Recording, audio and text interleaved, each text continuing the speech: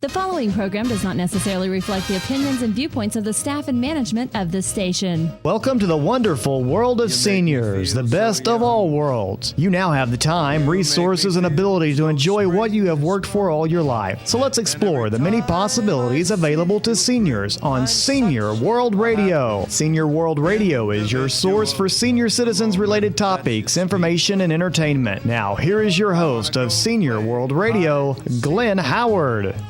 I thank you so much for joining me today because I've got a guest here in the studio that I've really been looking forward to interviewing because I met this guy here a few years ago when I was working down at the First Methodist Church. He was a Baptist and brought a bunch of Baptist preachers down there for a meeting. We had that big map of Israel out, talked a little bit about Israel.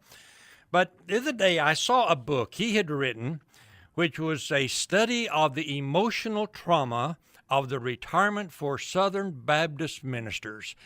This guy has some opinions about retirement and about everything else that I think you're going to have fun with. I'm just so delighted to welcome to the show today Dr. Ernie Perkins, former president of the Oklahoma Southern Baptist Churches, a denominational leader in Ohio and Arkansas and every place else. Ernie, welcome to the show. Good to have you here, man. Well, it's good to be here, Glenn. Thank you very much for the invitation. And I was really enjoying the idea of the book you had talking about dealing with retirement for Southern Baptist ministers and coming from somebody who, I guess you're retired now. I noticed you started ministry at the age of, 11? I was 11 years of age when I preached my first sermon. And you've been doing that for about 65 years? Yeah, pretty close to it. I'm 75 now. Okay. My dad had a drinking problem. He was a weekend drunk. Mm-hmm. Worked hard 5 days a week, but every weekend he was going to be in the bars around Blytheville, Arkansas. And so when I saw what God did in changing my dad's life, it made me realize that God was big enough to do anything that he wanted to do. So therefore, at the age of 11, I had that inner conviction that God wanted me to preach.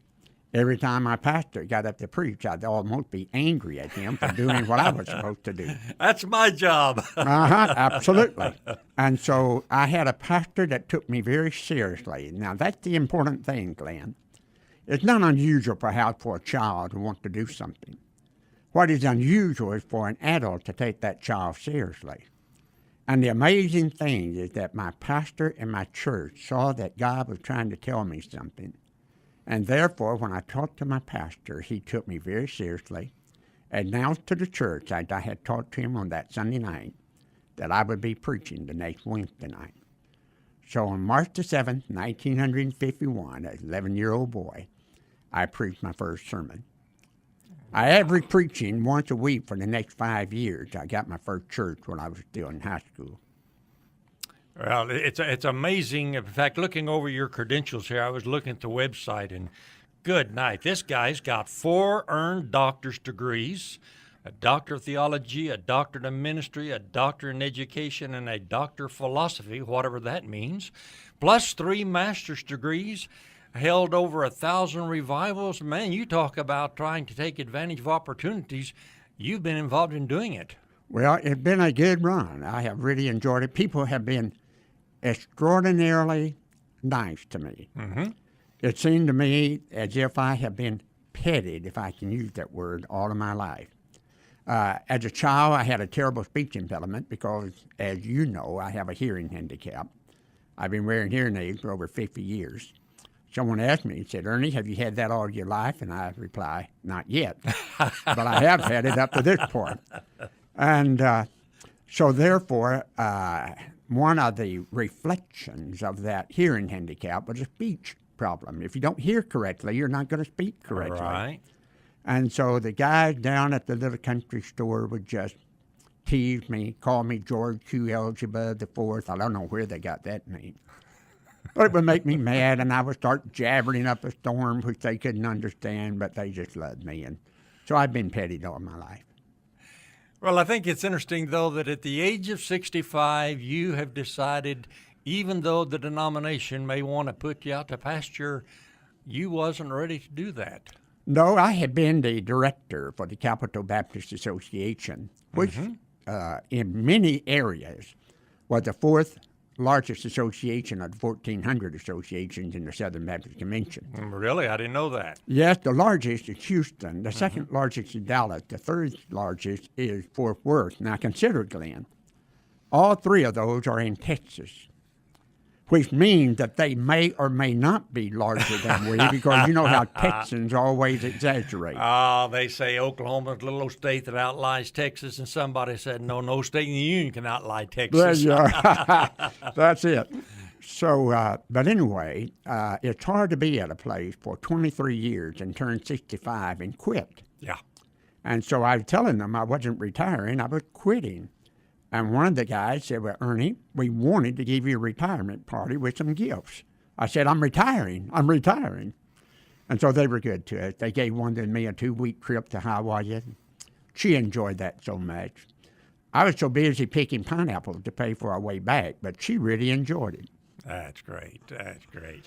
Ernie, one of the things that's very interesting about you, and I've visited with you a half a dozen times, I noticed they officially call you a humorist. I'm not sure what that means, but it seemed to me like you're one of the funniest guys I think I have ever met. How in the world did you ever come up with that? Because, preachers have got to be serious. They're talking about a serious subject, man. All right. When I started preaching, it was in an era in which many of the churches, now I'm talking about Southern Baptist churches, those are the ones I'm familiar with, of course, many of the churches would have street art banquets for their young people. Uh-huh. And as a result of needing a speaker that their young people could relate to, they would try to get a young person or a young preacher or someone that could relate to those young people. Well, I was the youngest preacher in the entire state. And so, therefore, they would invite me to come. And I started telling wild stories at those street art banquets, and it just had grown from there. Matter of fact, last Saturday night, I was in Denison, Texas, where I did a banquet as a stand-up humorist, and had a banquet Saturday night. I don't do as many of those now as I used to, because evangelism has become the number one thing. I'll do between 35 and 40 revivals a year, and on the road for, year before last, Wanda and I spent 5 out of every 8 nights in a bed other than our own, and we don't sleep around. And so, therefore, we're on the road a lot more than we're home. She goes with me everywhere I go. I tell you what, I think a preacher without a good wife has a real handicap. I think so, too. God's been very good to me. When people see Wanda, the thought that goes to their mind, man, God was good to Ernie. When people see me, the thought goes to their mind, why was God mad at Wanda?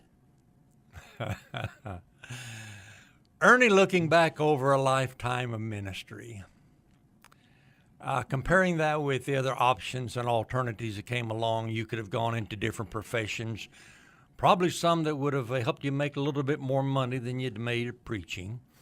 What do you think is the main benefit that you have received and that you have given by having chosen ministry as a profession? Well, 2 thoughts. Number one, let's do a clarification here. Number one, God has so blessed Wanda and me to the extent that we talked with our finance advisor just last week. And if I'd never received another penny in honorarium, I can continue to do exactly what I'm doing, traveling as far as I'm doing now, doing everything I'm doing now, without any type of a change in our lifestyle for the rest of our life, provided that we die next year. Okay. No, God has been very good to us, Glenn. Right.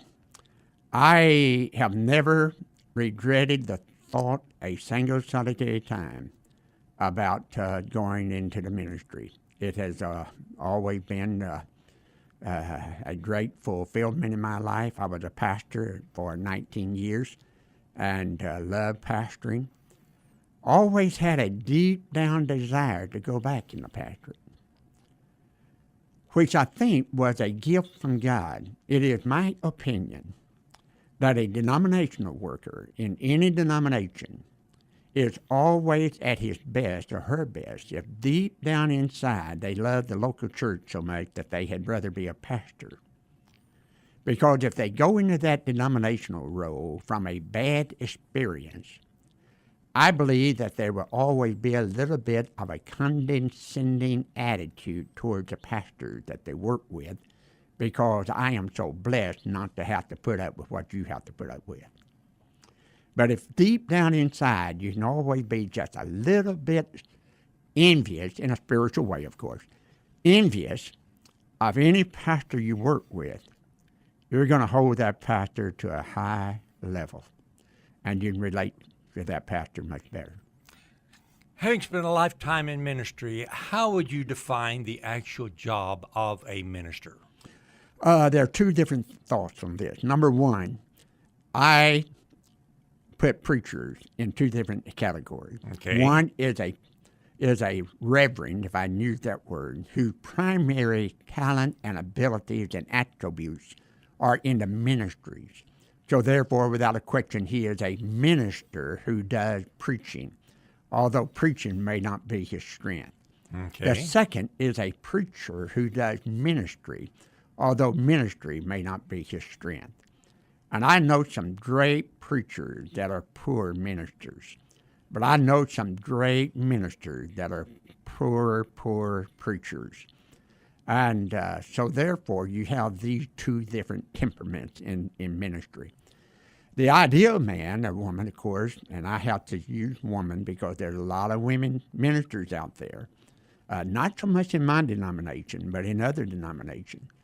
And so therefore, I have to view those as being the best is when they are balanced in both ministry and preaching. And those are hard to find. And when they really enjoy what they're doing. When they really. Now, here's one of the differences, Glenn. I was a pastor for 19 years. People can look at my schedule today or any time in which I have been out of the pastorate as director of missions or executive director or denominational worker, and now as an evangelist. They could look at my schedule and ask, how in the world can he do that? But here's the difference. I am free until next Sunday morning. Next Sunday morning, I start a revival in Arkansas. But I am totally free until next Sunday morning. As a pastor, I never knew that feeling of freedom. 24 hours a day, 7 days a week. There's always one more hospital visitation, one more hurting family. That is a feeling the typical pastor never knows, that feeling of freedom. I'm Glenn Howard, Senior World Radio, visiting with Dr. Ernie Perkins, former president of the Oklahoma Southern Baptist Conferences. We got to take a break. We're coming right back, so please stay right there with me. You're nobody till somebody loves you. Have you ever had a problem, but it seemed like there was no one who could help? You spent hours calling around, being referred from one place to the next. Well, not anymore. I want to tell you about a free and easy-to-use service in Oklahoma. 211 is a simple 3-digit phone number to get help or to give help when you don't know where to turn. Dialing 211 only takes a minute, and you are connected with a caring Oklahoman who will help you find the assistance you've been looking for. With access to over 13,000 programs, HeartLine 211 can connect you to local resources for many different needs, including health care, food, counseling, rent assistance, disability assistance, job services, and much more. 211 is a service of HeartLine, a United Way partner agency. 211, the right first call to get help or give help 24 hours a day. Hi, my name's Jason Ledlow, president of UT Phone, the ultimate telephone service. We're proud to be a sponsor of Senior World Radio with Glenn Howard. UT Phone is dedicated to providing Oklahomans affordable telephone service all across our great state. We have Lifeline home phone service starting at just $1.95. That's right, just $1.95, and most of Oklahoma's seniors qualify for this reduced home phone service. They get to keep their old home phone number, and it even includes long distance. Another great feature of UT Phone's customers really like is that it includes repair service. That's right, any repairs at no additional charge. With many telephone services charging $40 to $50 per month, it makes sense to switch your service to UT Phone. This service is a federal program that is provided through the Universal Service Fund. There is only one per household, so make it UT Phone's home phone service for $1.95. Give us a call at 800-996-0098. Again, call 800-996-0098.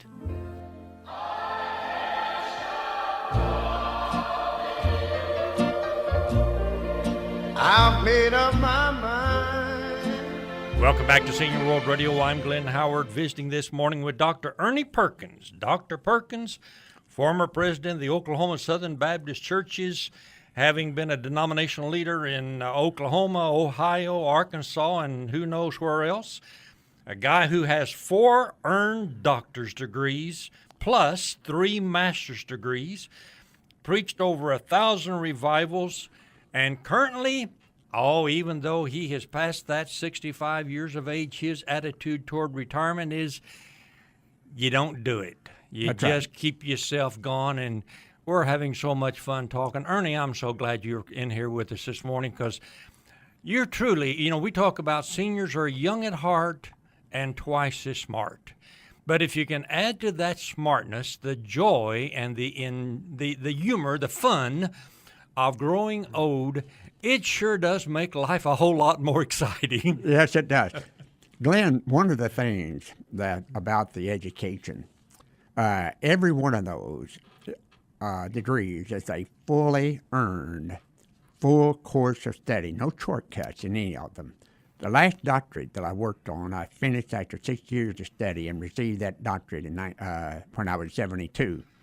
And the book that you made mention a moment ago, and a study of the emotional trauma of retirement for Southern Baptist pastors, that book was basically a dissertation in which I did to receive that degree after doing all of the other retirement work and work on the degree. I have almost 500 semester hours, considering that it took me about 136 semester hours just to get my BA degree. My mother's side of the family was ravaged with Alzheimer's. My mother had 1 sister and 6 brothers, and every one of them died with Alzheimer's. My dad's side of the family was not bothered by it. It had been my conviction through the years to use it or to lose it. Yeah. Now the evidence is beginning to prove that to be a fact, but I was believing that before the evidence was there. Why is retirement such a traumatic experience for so many people? And I would put preachers in that same category because there is a lot of frustration when they come to that magic age. I know I've met a few preachers who felt like they were going to retire and all the churches around the country were going to want them to come preach for them. That didn't happen. And they have some real frustration, difficulties. What's been your experience on that? Okay, among Southern Baptist pastors, again, those are the ones that I know most about, but among Southern Baptist pastors, most of us find our value in what we do rather than who we are. Wow, now wait a minute, say that again. All right, most of us find our value in what we do rather than who we are. Okay. In other words, most of us, we believe in a God-called ministry. Now, that's our conviction. So therefore, we believe that when God called us into the ministry, most of us were surprised. Most of us are amazed that God would want me with my limited ability to try to be his spokesman. And therefore, that gives us a value that we never felt that we had. As a result, we find our value in what we do. We cannot separate what we do from who we are. Mm-hmm. If you reject what I do, you have rejected me personally. Now, let's use a scenario here. Okay. Let's say I am your pastor, and I've been at this church for, say, 25 years. Now, you have been one of my most honest and sincere supporters for 25 years. But because you feel like we have such a good relationship, you feel that you can speak well to me. So you come to me in private, and you say to me, now, Brother Ernie, you know that I love you, but you're 75. We're surrounded by young adult families. Don't you think that it may be time for you to give up the church and let us call a young pastor that we can start reaching these young families? Now, when you do that, you have just caused a domino effect to take place in my life. William Glasser, who developed a psychological counseling method, has said that we have 5 needs that motivates everything we do. These needs are the need for significance, the need for survival, the need for love and belonging, the need for fun, and the need for freedom. And those needs don't end at 65. No, they don't. Now look what happened. You have now said, I love you, but you have rejected what I do. Isn't it time you retire? So therefore, if you reject what I am, you can sit there and say you love me all you want to, but to reject what I am tells me you don't really love me anymore, Glenn.